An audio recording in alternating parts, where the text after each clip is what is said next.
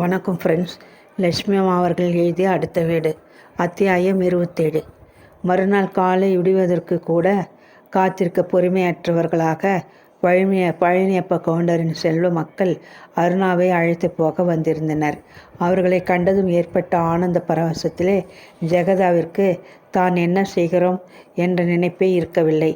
உட்காரு தம்பி சுரேஷ், நளினி இப்படி இருமா சும்மா என்று குழறியவளாக அவசரமாக பெருமூச்சு வாங்க விரைந்து ஆசனங்களில் கிடந்த திண்டுகளை எடுத்து தூசி போக தட்டி சரிப்படுத்தினாள். தரையில் விரித்திருந்த இரத்தன கம்பளத்தில் இடறி விழுந்த வண்ணம் ஓடோடியும் சென்று மின்சார விசிறியை சுழலவிட்டாள். ஏ வள்ளி, இங்கே வா, உள்ளே போய் 2 தட்டில் இட்லியும் காஃபியும் எடுத்து வா, போ சீக்கிரம் என்று அரையும் காலுமாக ஒலித்த இரட்டை குரலில் கிரீச்சிட்டு அலறிவிட்டு மூச்சு வின்று விடும் போல் திணறிக்கொண்டு ஆசனம் ஒன்றில் அமர்ந்து கொண்டாள். பழனியப்ப கவுண்டரின் செல்வ மக்களின் விஜயம் ஜெகதாவின் நெஞ்சு படப்படப்பை அதிகரிக்க செய்தது. முகம் முழுவதும் சக்கரவாகனமாக சிவந்து போயிற்று. நெற்றி மீது துளிர்த்த வியர்வையை நீர்வீழ்ச்சி போல் கன்னங்களில் வழிந்தோடியது. புஷ் புஷ் என மூச்சு விட்ட வண்ணம் புடவை தலைப்பினால் முகத்தை துடைத்து கொண்டாள். நளினியும் சுரேஷும் நேராகவே அழைத்து போக வரக்கூடும் என்பதை அறிந்தும் அருணா வெளியே கிளம்ப தயாராகாது மாடி அறையில் பாட புத்தகம் ஒன்றில் ஆழ்ந்து கிடப்பதை எண்ணிய மாத்திரம் அவளுக்கு ஆத்திரம் பொங்கி கொண்டு வந்தது. தம்பி சுரேஷ், கொஞ்சம் காஃபி சாப்பிடப்பா. நளினி, நீ கூட தான் கொஞ்சம் பலகாரம் எடுத்துக்கோ. உங்கள் 2 பேரையும் ஜோடியாக பார்த்து எத்தனையோ வருஷமாச்சு என்று நான் தடுமாற உளறிவிட்டு அவசரமாக துள்ளி எழுந்த ஜெகதா மாடிப்பிணிகளில் விழுந்தெடுத்து கொண்டு ஏறி சென்றாள். பேனாவும் கையமாக ஆலோசனையுடன் விட்டிருந்த அருணாவை கண்டதும் அவளால் சினத்தை அடக்க முடியவில்லை. தூங்கி விழுந்து கொண்டு உட்கார்ந்திருக்கிறாயே அசட்டு பெண்ணே, கீழே அவர்கள் எல்லோரும் வந்து காத்திருக்கிறார்கள் என்று ஒரு அதட்டல் போட்டாள். திடுகிட்ட அருணா தலையை நிமிர்ந்து கணவன் என்று எழுந்தவள் போல் விழித்தாள். எவர்கள் என்று அவள் கேட்டவுடன் ஜெகதாவிற்கு கோபம் தாழவே முடியவில்லை. எல் என்றால் எண்ணெயாக நிற்கிறார்கள் ஒவ்வொரு பெண்கள். உனக்கு சொந்தமாக சாமர்த்தியமும் கிடையாது. பிறர் சொல்வதும் காதில் ஏறுவதில்லை. விடியுடைய கதை கேட்டு சீதைக்கு ராமன் சித்தப்பன் என்கிறாயே முட்டாளே. நேற்று சாயங்காலம் நான் என்ன சொன்னேன் ஞாபகமில்லை என்று சீறினாள் ஜெகதா.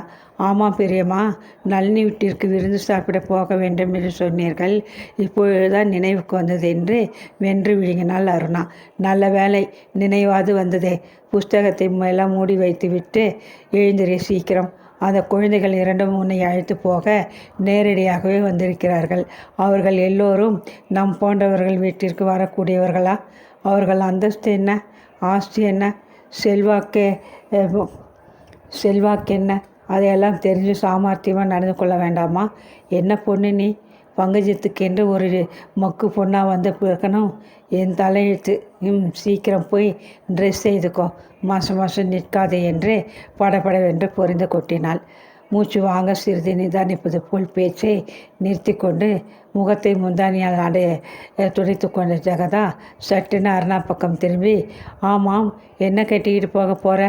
அந்த நீல பாவாடையும் மஞ்சள் டிஷ்யூ தாவணியும் போட்டுக்கோ, தெரிஞ்சுதா என உத்தரவிட்டாள். பாவாடையா பெரியம்மா? இனிமேல் பாவாடை உடுத்த எனக்கு வெட்கமாக இருக்கிறது என்ற அருணா முக சிவக்க பதில் எழுத்தை கேட்டதும் ஜெகதா கோபத்துடன் பற்களை கடித்தாள். வெட்கம் என்னடி வெட்கம்? எம்ஏ படிக்கிற பெண்களும் பாவாடை தாவணி போட்டுக்கொள்கிறார்கள். நீ என்னடானா அதற்குள் புடவை உடுத்த வேண்டும் என்கிறாய்? நான் சொல்வதை கேள். புடவை உடுத்தினால் உன்னை பார்த்து யாரும் 20 வயதிற்கு மேல் மதிப்பு போடுவார்கள். சின்னஞ்சிறு பெண்ணா லட்சணமாக பாவாடை உடுத்திவா. அப்படியே மறந்து போகாமல் என் பீரோவின் மேல் தட்டில் வைத்திருக்கும் நகைப்பெட்டியிலிருந்து சிகப்புகள் அட்டிகையையும் எடுத்து போட்டுக்கொள் என்று அதட்டினாள். வந்து பெரியம்மா என்று அருணா பேசி முடிக்கும் முன் குறுக்கிட்டாள் ஜெகதா. எல்லாம் எனக்கு தெரியும். சிகப்புகள் அட்டிகை தான் இப்போது நாகரிகமாக முழங்குகிறது. நேற்று கூட கிளப்பிலே டாக்டர் சங்கரப்பிள்ளை மனைவி என் அட்டிகை மாதிரி ஒன்று போட்டு கொண்டு வந்தாள். லோகநாயகி கூட அது போல் ஒன்று நளினிக்கு செய்ய போவதாக சொன்னாள். இந்த அட்டிகையை போட்டுக்க உனக்கு கொடுத்து வைக்கணும்னு நினச்சிக்கோ. அந்த காலத்திலே அத்தான் எனக்காக பர்மாவிலிருந்து கல்லுகள் வரவழைத்து சேதாராக்கும். இந்த மாதிரி உயர்ந்த கல் இந்த சீமையிலெல்லாம் தேடினாலும் கிடைக்காது, ஞாபகம் இருக்கட்டும் என்று மூச்சு திணற பேசினாள். ஜல்தி ஆகட்டும் என்று உத்தரவு போட்டுவிட்டு அவசரமாக திரும்பி மாடிப்படிகளில் வேகமாக இறங்கினாள். பாதி வழி சென்றதும் ஏதோ நினைத்து கொண்டவளாக திரும்பி மீண்டும் படிகளில் ஏறி வேகமாக அருணாவின் அறை அடைந்தாள். அது சமயம் அருணா தன் கூந்தலை பின்னி கொண்டு கண்ணாடி முன் நின்று கொண்டிருந்தாள். அருணா, நான் ஏன் இவ்வளவு பதற்றமடைகிறேன் என்பது உனக்கு சொல்லிவிடுகிறேன். சுரேஷ்குமாருக்கும் நளினிக்கும் உண்மையிலே ரொம்ப பிரியம் விழுந்திருக்கிறது. இந்த சந்தர்ப்பத்தை நாம் கை நழுவ விடக்கூடாது. இப்பொழுதெல்லாம் பெரிய இடங்களில் கல்யாணம் எப்படி நடக்கிறது? இந்த மாதிரி கூட படித்த பெண்களும் பிள்ளைகளும் ஒருத்தர் மேல் ஒருத்தர் பிரியம் வந்துவிட்டது. பிரியம் கொண்டு கல்யாணம் செய்துக்கிற வழக்கம் நாகரிகமாக வந்துவிட்டது. சுரேஷ்குமாருக்கு கல்யாணம் வயதாக்கி விட்டது. சீக்கிரம் கல்யாணம் செய்து கூட பெண்ணையும் சேர்த்து சீமைக்கு படிக்க அனுப்பினோம்னு லோகா அடிக்கடி சொல்லி கொண்டிருக்கிறாள். சுரேஷ் மனசுக்கு தக்கபடி நீ நடந்து கொண்டால் உனக்கும் நன்மை, எனக்கும் கௌரவம். தெரிஞ்சுதா? எப்படியாவது நீ விரைவிலே பழனியப்ப கவுண்டரின் மருமகளாக்கிவிட வேண்டும். நான் இதுகாரம் உனக்கு பட்ட சிரமத்திற்கு நீ இந்த உபகாரம் செய்தால் எனக்கு போதும் என்றால் ஜெகதா மூச்சு திணறிக்கொண்டு. அவமானத்தினால் அருணாவின் உடல் குன்றி போயிற்று. வெட்கம் தாளாத அவள் முகம் செக்கச்செவேல் என்று சிவந்து போயிற்று. பெரியம்மா, சுரேஷிற்கும் எனக்கும் என்ற ஆட்சேபனை கூற வாயை திறந்தாள். ஆனால் பிடிவாதமே உருவான ஜெகதா அவளை பேசவே விடவில்லை. பெரியவங்க பேச்சை எதிர்த்து பேசும் வழக்கத்தை விட்டுடு. எனக்கு எல்லாம் தெரியும். பெரிய இடத்திலே வாழ்க்கைப்பட வேண்டுமென்றால் நாமும் கொஞ்சம் சொந்தமாக முயற்சி தான் செய்தாகணும். உனக்கு இருக்கும் சந்தர்ப்பம் இன்னொரு பெண்ணுக்கு இருந்தால் இத்தனை நாளில் சுரேஷின் மனைவியாகி சுவிட்சர்லாந்துக்கு புறப்பட்டிருப்பாள். நீ சுரேஷை கட்டி கொள்ள வேண்டும் என்பது என் ஆசை, என் தீர்மானமும் கூட. நான் அதற்கு வேண்டிய ஏற்பாடுகளை தனியே என் வழியில் பிரயத்தனம் செய்யப் போகிறேன். நீ உன்னால் ஆனவரை முயற்சிகள் செய்து காரியத்தை சாதிக்க வேண்டியது இது உன்னுடைய கடமை என்றும் நீ நினைக்க வேணும். தெரிஞ்சுதா? லோகாவை பற்றி எனக்கு தெரியும், சந்தேகமில்லை. அந்த காட்டுப்பூனை மனோன்மணி பாவிதான் இதற்கு கொஞ்சம் குறுக்கே நிற்பாள். இருந்தாலும் நாம் முயற்சியிலே கொஞ்சமும் சோர்ந்து விடக்கூடாது. ஆமாம் என்று உபதேசித்தாள். தொடர்ந்தாற்போல் கொஞ்சம் மூஞ்சியிலே பவுடை கனமாக அப்பிக்கொள்ளேன். இதெல்லாம் ஒரு படித்த பொண்ணுக்கு சொல்லித்தரணும். கரிகட்டை போல இருந்து கொண்டு ஒவ்வொரு பெண்களும் இந்த காலத்திலே பவுடரையும் சுனாவையும் பூசிக்கொண்டு ரதி போல வேஷம் போடுகிறதுகள். சரி சரி, என்னை எதிர்த்து ஏதும் பேசாதே. உங்கள் அம்மா என் பேச்சை கேட்டு நான் தேடி தந்த வரனை கட்டி கொண்டிருந்தால் பட்டினியிலே அல்பாயுசில் சேர்த்திருக்க மாட்டாள். நீயாவது என் பேச்சை கேள். சீக்கிரம் கிளம்பு. அவர்கள் 2 பேரும் ரொம்ப நேரமாக காத்திருக்கிறார்கள் என்று விட்டு கீழே இறங்கி ஓடினாள். மாடி அறைக்கு போனவள் அங்கே மாயமாக மறந்து விட்டாளா என்ன? வெகு நேரம் ஆகிறது என்று வியப்புடன் யோசித்தவனும் வீட்டிருந்த நளினி, சுரேஷ் இருவர் முன் பரபரப்பாக வந்து நின்றாள். ஜெகதா, மன்னிச்சு கொள்ளுங்கள், அருணா 5 நிமிஷத்தில் வந்து விடுவாள் என்று குழறிவிட்டு ஆசனம் ஒன்றில் அமர்ந்து கொண்டாள். அருணாவை கூட்டிக் கொண்டு உங்களையும் அழைத்து வரும்படி அம்மா சொன்னாங்க என்றான் சுரேஷ். என்னையுமா? நானா? நான் வந்து நான் எதற்கு என்று உளறிய ஜெகதா ஆசனத்திலே ஒரு முறை எழுந்து உட்கார்ந்தாள். தனியாக அருணாவை அனுப்பதை விட கூட அவளும் கண்காணிக்க சென்றால் ஒரு விதத்தில் நலன் பயக்கும் என்ற அவள் மனதிலே மின்னல் போல் ஒரு யோசனை பழிச்சிட்டு ஓடியது. குழந்தைகள், நீங்கள் எல்லோரும் தமாஷாக இருக்க வேண்டிய இடத்தில் என்னை போல பெரியவங்களுக்கு என்ன இடம் இருக்கு? அருணாவே நான் வந்து எதுக்கு என்று கூறினாள். நீங்கள் கட்டாயம் வர வேண்டும், இல்லாவிடில் அம்மா எங்களை கோபிப்பார்கள் என்று நளினி கொஞ்சம் பிடிவாதமாகவே சொன்னாள். மனம் இல்லாதவள் போல் தயங்கி கொண்டு உடம்பை நிலைத்து கொண்டு ஜெகதா எழுந்திருந்தாள். சரி, நீங்கள் இருவரும் வருந்தி அழைக்கும் போது நான் பிகை செய்வது சரியில்லை. வராவிட்டால் லோகா கோபித்து கொள்வாள். ஒரு நிமிஷம் பொறுங்கள், நானும் வந்து விடுகிறேன் என்று கூறிவிட்டு ஒரே பாய்ச்சலில் சமையலறைக்கு ஓடினாள். சமையலை இத்தோடு நிறுத்திக்கோ. அனாவசியமாக சாம்பார் ரசம் ஒன்று தயாரிக்க வேண்டாம். நாங்கள் எல்லோரும் இன்னைக்கு விருந்து சாப்பிட வெளியே போகிறோம். உனக்கு சாப்பிட நேற்று ராத்திரி மிஞ்சிய சாம்பாரும் பழைய சாதமும் இருக்கு என்று சமையல்காரியிடம் அவள் ஆரம்பிக்க இருந்த சமையலுக்கு தடை உத்தரவு பிறப்பித்தாள். நெய், பால், வெண்ணெய் போன்ற விலை உயர்ந்த பொருள்களை அவள் கை கேட்டாத அலமாரியில் வைத்து பரபரப்புடன் பூட்டி சாவியை இடையில் செருகி கொண்டாள். பின்கட்டில் கொடியில் காய்ந்து கொண்டிருந்த பட்டு சிலை ஒன்றை எடுத்து மிகவும் அவசரமாக உடுத்தி கொண்டு ஆணியில் மாட்டியிருந்த பூ வேலை செய்து தானே தயாரித்த அழகு பையை கையில் எடுத்துக்கொண்டு வெளியே செல்ல கிளம்பினாள்.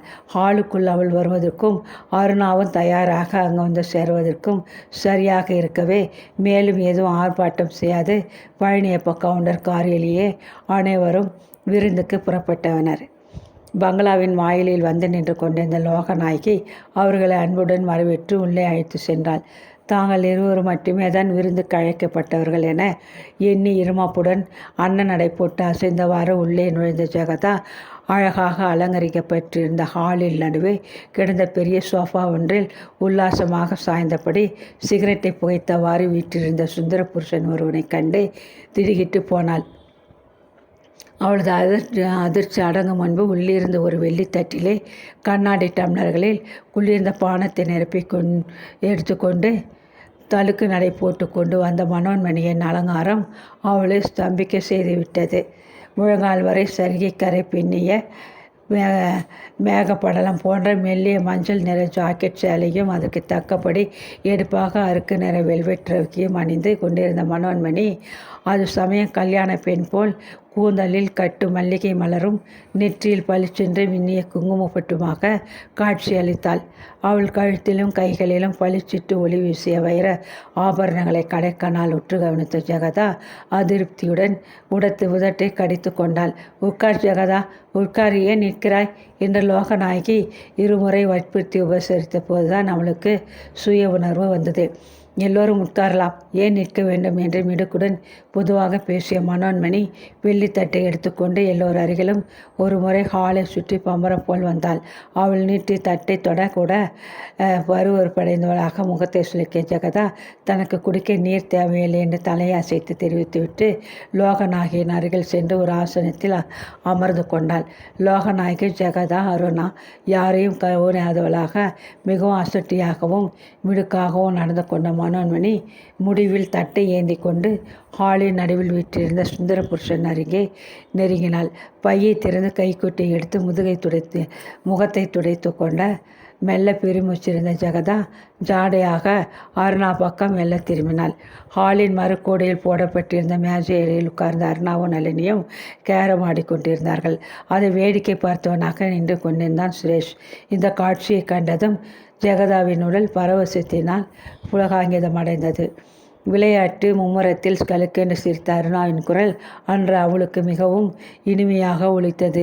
நிலைமை எதிர்பார்த்தபடி அபிவிருத்தி அடைந்து கொண்டு போகிறது என அமைதியும் திருப்தியும் அடைந்தவளாக அருகில் இருந்த லோகநாயகிடம் பேச திரும்பினாள். ஹாலின் நடுவே விற்றிருந்த சுந்தர புருஷன் பக்கம் எதேர்ச்சியாக அவள் பார்வையில் வைத்த போது ஏற்பட்ட பிற அதிர்ச்சியில் அவளுக்கு சில வினாடிகள் பேசவே வரவில்லை. சோபாவில் மிகவும் உயரமாக சாய்ந்து கொண்டிருந்த அந்த மனிதன் பக்கத்தில் மிகவும் அருகில் மனோன்மணி அமர்ந்திருந்தாள். வலது கரத்தில் விரல் இடுக்கிலே புகையும் சிகரெட்டுடன் அமர்ந்திருந்த அவன் தனது இடது கரத்திலே மனோன்மணியின் இடது கரத்தை பிடித்து கொண்டிருந்தான். சிகரெட்டை கடைசியாக ஒரு முறை உறிஞ்சி குடித்துவிட்டு கீழே போட்டு தனது பாதரட்சையினால் மிதித்த அந்த உல்லாச புருஷன் மனோன்மணியின் உள்ளங்கையை உற்று பார்த்துவிட்டு, இந்த கரம் பெரிய இலக்கிய மதியுடைய கரம் என்று குருடன் கூட சுலபமாக சொல்லும்படியும் இதற்கு ரேகை சாஸ்திரமே தேவையில்லை என்று கம்பீரமாக சொன்னான். அப்பொழுதுதான் ஜெகதாவிற்கு அவன் கைரேகை பார்த்து கொண்டிருக்கிறான் என்ற விஷயம் உதயமாகியது.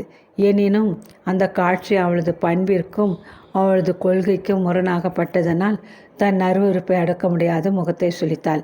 அந்த மனிதன் யாராக இருக்கக்கூடும்? பழனியப்ப கவுண்டருக்கு சொந்தமா?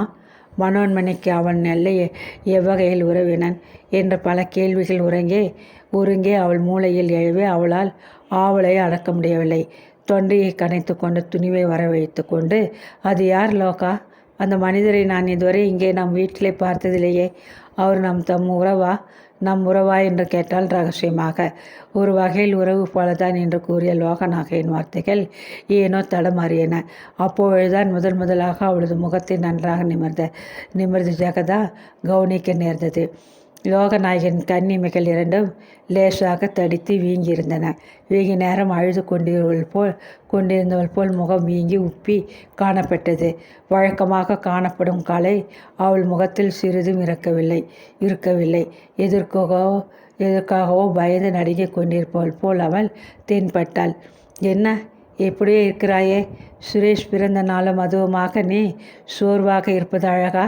உடம்பிற்கு என்ன என்று மிகவும் பரிவுடன் விசாரித்தாள் ஜெகதா. லோகநாயகி பதிலுக்கு வறட்சியாக லேசாக நகைத்தாள். உடம்பிற்கு ஒன்றுமில்லை, மனதிற்கு தான் எல்லா சங்கடமும். நேற்று இரவு இவர் என்னிடம் கொண்டு வந்து சொந்தமாக செலவிற்காக கொடுத்த 2000 ரூபாய்களையும் அப்படியே பையோடு என் பீரோவில் வைத்திருந்தேன். காலையில் எழுந்து பார்த்தபோது காணவில்லை. யாரை சந்தேகிப்பது என்றே தெரியவில்லை என்றால் வருத்தம் நிறைந்த மெல்லிய குரலில். 1 ரூபாயா 2 ரூபாயா? இதென்ன அக்கிரமம்? வர வர வேலைக்காரர்கள் ரொம்பவும் கெட்டு போய்விட்டார்கள். யாரையும் நம்புவதற்கில்லை. வேலைக்காரர்களையே தான் நாம் எப்பொழுதும் முதலில் சட்டென்னு சந்தேகிக்கிறோம். சில சமயம் இது மாதிரி திருட்டுகளில் நாம் கூட பழகும் நெருங்கிய உறவினர்கள் கூட சம்பந்தப்பட்டிருப்பது உண்டு. எந்த புற்றில் எந்த பாம்பு இருக்கும் என்று யார் கண்டார்கள் என்று கூடகமாக தனக்கு மனோன்மணி மீது ஏற்பட்ட சந்தேகத்தை ஜாடையாக தெரிவித்தாள் ஜெகதா. அவள் பேச்சின் தாத்பரியத்தை உணராதவள் போல் லோகநாயகி தன் சம்போஷனை நாசுக்காக வேறு திக்கில் திருப்பி, இன்றைய தினம் சுரேஷ்குமாரின் பிறந்த நாள் என்பதுடன் இன்னொரு விசேஷமும் சேர்ந்து கொண்டிருப்பதால் உன்னையும் சாப்பிட கையோடு அழைத்து வர நளினியிடம் சொன்னேன். அவர் பெயர் அசோகன் என்பது கேள்விப்பட்டிருப்பாயே என்னவோ. இங்கே அசோகா ஷூ மார்ட் என்று பாதரட்சை கடை இருக்கிறதல்லவா, அதனுடைய சொந்தக்காரர் அசோகன். மனோன்மணியை அவர் மணந்து கொள்ள பிரியப்படுகிறார். இருவரும் மனமொப்பி விட்டதால் நான் அதற்கு மேல் குறுக்கிட விரும்பவில்லை. நேற்று இரவுதான் மனோன்மணி தன் தீர்மானத்தை வெளிப்படையாக என்னிடம் சொன்னாள். நானும் கவுண்டரும் இதை பற்றி கலந்து ஆலோசிக்க கூட பொழுது இல்லை. மனோன்மணி மறுமணம் செய்து கொள்ளப் போகிற சுப செய்தி 4 பேருக்கு தெரிய வேண்டும் என்பதால் இன்று விருந்திற்கு உன்னையும் இன்னும் நமது கிளப் சிநேகிகள் பலரையும் அழைத்தேன். அவர்களும் வந்த பின்பு போஜனமானதும் எல்லோருக்கும் இதை தெரியப்படுத்தப் போகிறேன் என்றாள். அப்படியா? கேட்க ரொம்ப சந்தோஷமாக இருக்கிறது. பாவம், அறியாத வயதிலே மனோன்மணி ரொம்ப கஷ்டப்பட்டு விட்டாள். இனியாவது குடியும் குடுத்தனமாக இருக்க வேண்டியதுதான் என்று ஒப்புக்காக ஜெகதா பதிலளித்தாள். ஆனால் உண்மையில் விஷயத்தை கேள்விப்பட்டவுடன் அவள் உள்ளம் ஆத்திரத்தில் குமுறியது. மனோன்மணிக்கு கல்யாணமா? நன்றாக தான் இருக்கிறது. ஏதோ நடந்துவிட்டது, விதி செய்த சதி என்று மன அமைதி அடைந்து எஞ்சிய நாட்களை பொதுஜன சேவையிலும் கோயில் குளம் சுற்றி பார்ப்பதிலும் கழிப்பதை விட்டு கல்யாணம் உலகம் வர வர மிகவும் கெட்டுவிட்டிருக்கிறது என்று தனக்குள்ளே எண்ணி வியப்பும் அருவறுப்பும் அடைந்தாள். இதுதான் முதலாக எங்கள் குடும்பத்தில் இப்படி நடக்கும் திருமணம். இதில் எவ்வளவு சிக்கல் இருக்கிறது என்பது உனக்கு புரியும் என நினைக்கிறேன் என்று பட்டுப்படாமலும் கூறினாள் லோகநாயகி. புரிகிறது. புரியாமல் என? காலம் மாறிக்கொண்டு வரும் இந்நாட்களில் நாம் எல்லாம் கட்டுப்பெட்டியாக இருக்க முடியுமா? கொஞ்சம் பரந்த மனதோடு நடந்து கொள்வது அவசியம் என்று முகஸ்துதியாக பேசினாள் ஜெகதா. உண்மையிலே அவளுக்கு மனோன்மணியின் திருமணம் கேட்க அருவருப்பான விஷயம் போல் பட்டாலும் அந்தஸ்திலும் செல்வாக்கிலும் உயர்ந்த லோகநாயகியை எதிர்த்து பேச தைரியம் இருக்கவில்லை. ஆகவே வேறு வழியின்றி அவளுடன் ஆமாம் என்று ஒத்து பாடினாள். அத்தியாயம் 28. கொஞ்ச நேரத்தில் விருந்திற்கு அழைக்கப்பட்டிருந்த மற்ற பெண்மணிகளும் ஒவ்வொருவராக விரைவில் வந்து சேர்ந்தனர். ஜெகதாவை தவிர அன்றாக கூடியிருந்த மற்ற 4 பெண்களும் 4 விதத்தில் பிரசித்தி பெற்றவர்களாக இருந்தனர். ஜெகதாவுக்கு அடுத்தபடியாக சிறிது பொழுதிலே பட்டுப்பாவாடை சலசலக்க, வைர நகைகள் நாள் வீச, தலையில் சூட்டியிருந்த கதம சுமை கம்மென்று வாசனை வீச, பட்கள் 32ஐயும் காட்டியபடி மகிழ்ச்சி பொங்க உல்லாசமாக உள்ளே வந்து அமர்ந்த பெண்மணி சமீபத்திலே உத்தியோகத்தில் நின்று ஓய்வு எடுத்துக்கொண்ட நீதிபதி ஒருவரின் மனைவி. அவளை பின் தொடர்ந்தவள் போல் புத்தம் புதிய காரில் வந்து இறங்கிய அலங்கார சுந்தரி பிரபல சினிமா டைரக்டர் ஒருவரின் பாரியால் ஆவாள். விருந்திற்கு 10 நிமிஷத்திற்கு முன்பு சரியான நேரத்தில் டகார் என்று வந்து இறங்கிய நாகரீக ரமணி நகரத்திலே மிக பிரபலமான ரண சிகிச்சை நிபுணர் டாக்டர் நஞ்சப்பாவின் தர்ம பத்தினி. கடைசியாக விருந்திற்கு கொஞ்சம் தாமதமாகவே வேர்க்க விறுவிற்கு வந்து சேர்ந்த பெண்மணி பிரபல தினசரி பத்திரிகை ஒன்றின் ஆசிரியரின் சகதர்மணி. இவ்வாறு வெவ்வேறு துறையில் பிரசித்தி பெற்ற பூமான்களின் சகதர்மணிகளை தேர்ந்தெடுத்தது போல லோகநாயகி விருந்திற்கு அழைத்திருந்ததில் மர்மம் இருக்கத்தான் இருந்தது. ஒரு விஷயம் ஒரு நபருக்கு மேல் தெரிந்திருந்தால் அது ரகசியமாக இருக்க முடியாது என்ற தத்துவத்தை அறிந்திருந்தாள் அவள். மனோன்மணியின் விவாகத்தை இந்த பெண்மணிகள் மூலம் நகரத்தின் 4 திக்குகளிலும் அவள் விரைவில் பரப்ப விரும்பினாள். மனோன்மணிக்கு கல்யாணமா என்று அதை கேட்பவர்கள் முதலில் திடுக்கிட்டு அதிர்ச்சி அடைவார்கள்.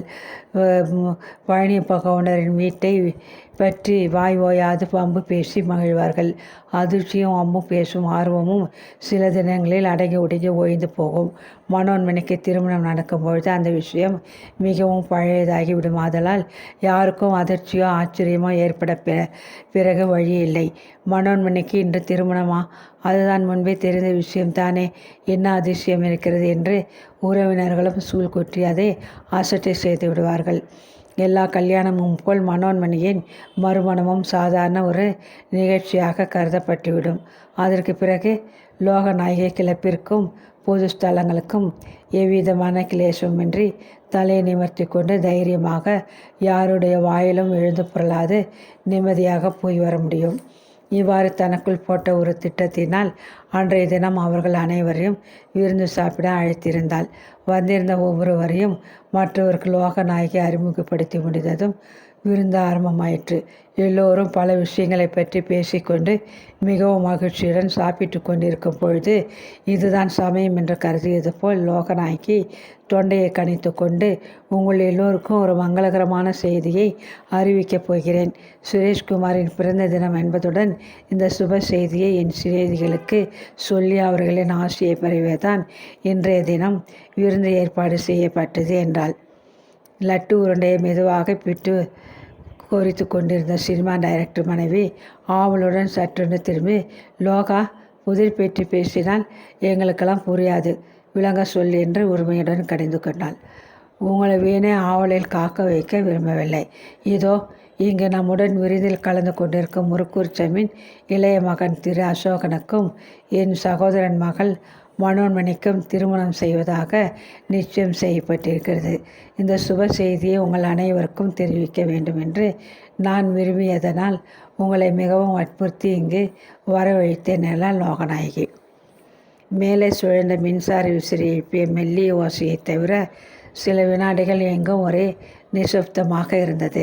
சிலை போல் ஸ்தம்பித்து போயிருந்த பத்திரிகை ஆசிரியர் மனைவிதான் முதலாக உணர்வு பெற்று பேசத் தொடங்கினாள். பாதாம் கீர் டம்ளரை கீழே வைத்துவிட்டு, அப்படியா, ரொம்ப சந்தோஷம். கல்யாணம் எப்பொழுது நடக்க இருக்கிறது என்று வினவினாள் மெல்லிய குரலில் அவள். அவருடைய தொழில் விவாகரத்தினால் கல்யாணம் தை மாதத்திலே தான் நடத்த முடியும். கல்யாணம் முடிந்ததும் இருவரும் 1 வருஷ காலம் வெளிநாடுகளை சுற்றி பார்த்து வர தீர்மானித்திருக்கிறார்கள் என்றால் லோகநாயகி பெருமையாக. ஐஸ்கிரீமை சுவைத்து கொண்டிருந்த டாக்டர் மனைவி அசோகனது கம்பீர தோற்றத்தையும் வசீகரமான முகத்தையும் கடைக்கண்ணால் ஆராய்ந்தாள். பிடித்தால் புளியும் கொம்பை அல்லவா பிடித்திருக்கிறாள். வரதட்சணையும் சீமை படிப்பிற்கு வசதியும் பங்களாவும் காரும் தருவதாக விளம்பரப்படுத்தி கொண்டு நம் அருமை மகளுக்கு வருணக்காக அலைந்து சலித்து போய்விட்டது.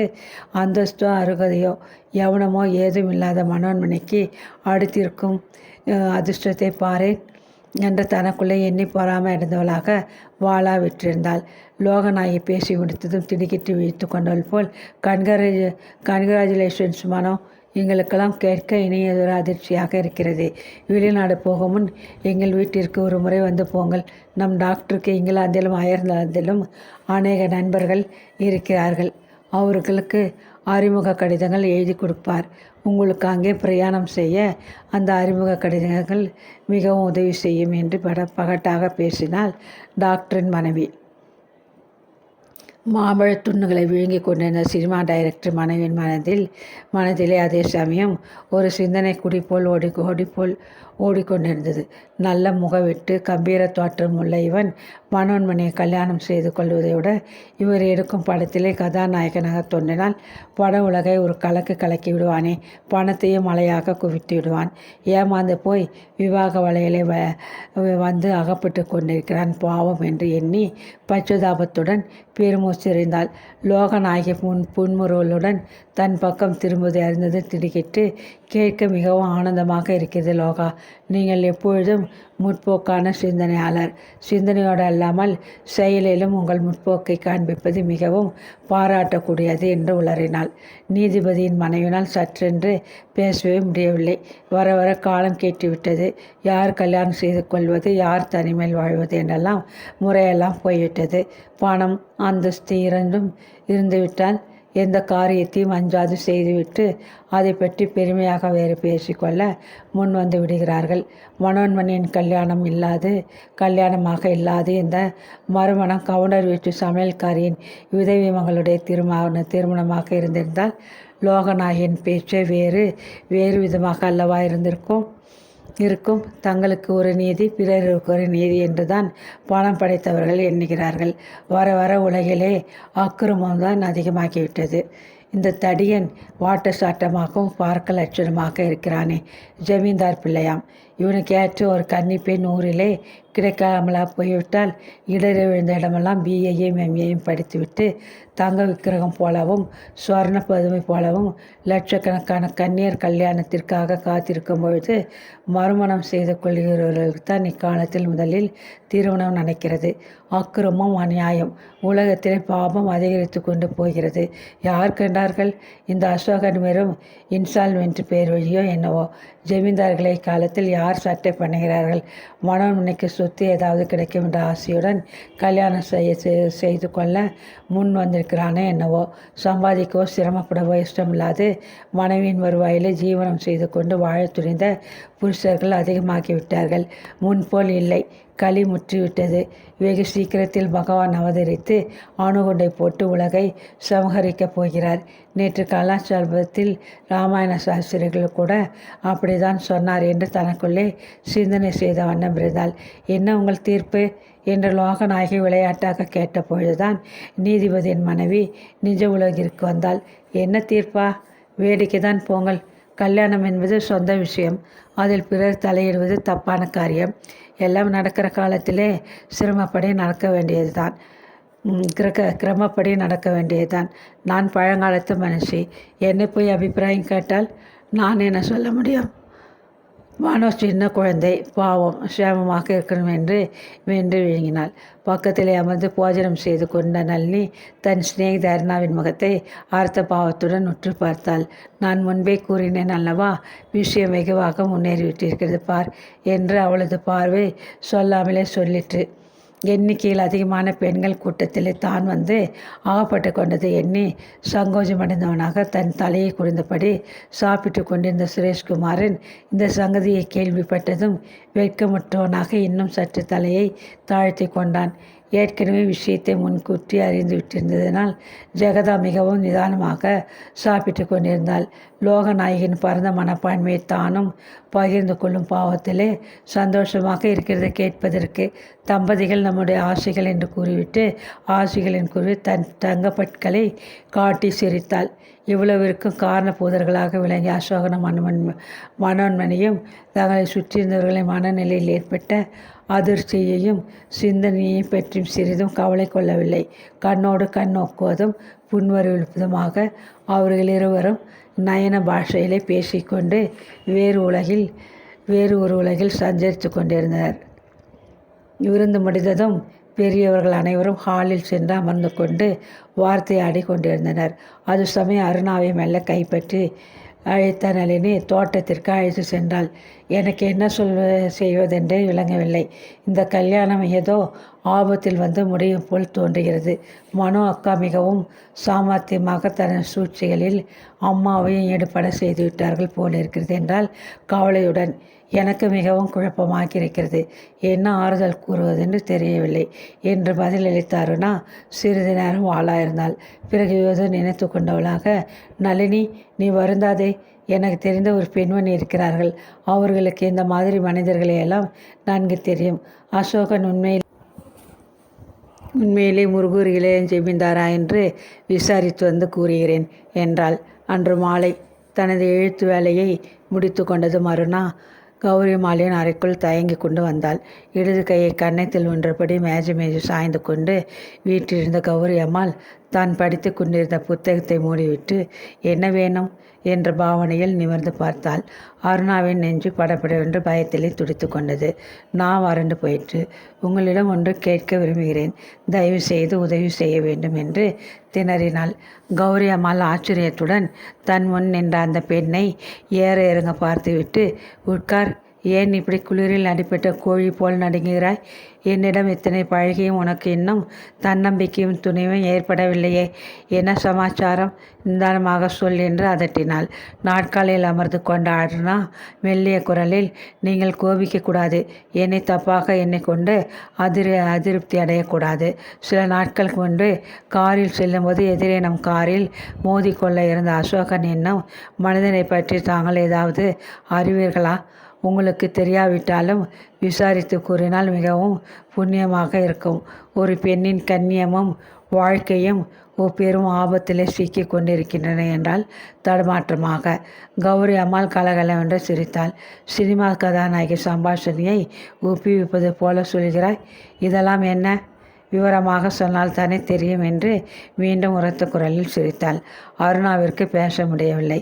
உணர்ச்சி வசத்திலே தடுமாறியது. கண்களில் நீர் திரையிட்டது. இதை கண்டது கௌரி அம்மாள் ஆசுத்தின நின்று எழுந்தாள். அசட்டு பெண்ணே, என்ன இதெல்லாம்? எனக்கு ஒன்று புரியவில்லை. அந்த அயோக்கியன் அசோகன் உன்னிடம் ஏதாவது முறையற்ற தன்மையில் நடந்து கொண்டானா என்று கேட்டுவிட்டு அருகில் வந்து மெல்லிய குரலில் அசட்டுத்தனமாக, நீ அவன் காதல் வலையில் விழுந்து விட்டாயா என்ன? அவன் பெரிய மோசக்காரன் ஆயிற்றே. நடந்ததை விரைவில் சொல் என்றால் ஆத்திரத்துடன். கண்களை துடைத்து கொண்ட அருணா சங்கோஜத்துடன் புன்னகை செய்தாள். என்னை பற்றிய சங்கதி ஒன்றுமில்லை. வேறு ஒரு பெண்ணை பற்றிய விஷயம் உங்களுக்கு அசோகனை பற்றி ஏதும் தெரியுமா என்றால் அருணா விடாப்படையாக. அவனை பற்றி தெரிந்து கொள்வது கஷ்டமான காரியம் அல்ல.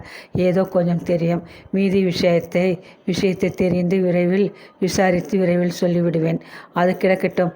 முதலில் விஷயத்தை சொல் என்றால் மிகவும் பொறுமையற்ற குரலில் கோபமாக. அசோகனுக்கு மனம் நினைக்கும் நடந்த காதலை பற்றி சுருக்கமாக கூறிவிட்டு, அவர்கள் இருவருக்கும் விவாகம் நடக்கப் போவதாக இன்று தினம் நிச்சயிக்கப்பட்டது. ஆனால் அவரை பற்றி விவரம் கட்டாயம் தெரிய வேண்டும் என்று என் சிநேகிதி மிகவும் துடிக்கிறாள் என்று முடித்தாள் அருணா. கௌரி அம்மாள் தன் ஆசனத்தில் போய் அமர்ந்து கொண்டாள். மெல்ல தனக்குள் லேசாக சிரித்து கொண்டு தன் தோள்களை குலுக்கினாள். பிறகு சூழ் குட்டினாள். ஒரு முறை பெருமூச்சிறைந்தாள்.